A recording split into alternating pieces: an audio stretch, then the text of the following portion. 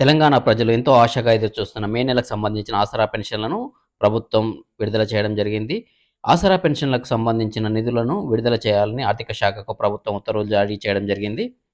జిల్లాల వారీగా ఆసరా పెన్షన్లను విడుదల చేయాలని చెప్పేసి అధికారులు నిర్ణయించడం జరిగింది.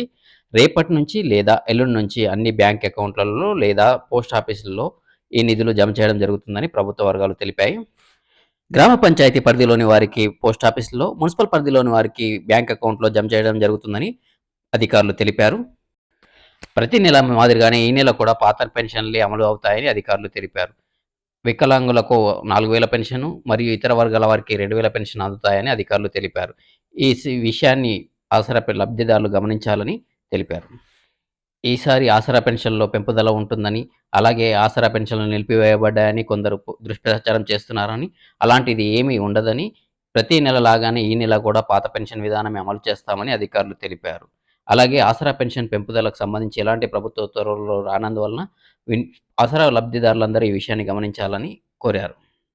కొత్త పెన్షన్లు ఎప్పుడు మంజూరవుతాయి, అలాగే పాత పెన్షన్లు ఎప్పుడు పెరుగుతాయనే ఈ సమాచారాన్ని ఎప్పటికప్పుడు మన ఛానల్ ద్వారా మీకు తెలియజేయడం జరుగుతుంది కాబట్టి ప్రతి ఒక్కరూ తప్పకుండా మన ఛానల్‌ని సబ్స్క్రైబ్ చేసుకోవాలని కోరుకుంటూ ధన్యవాదాలు.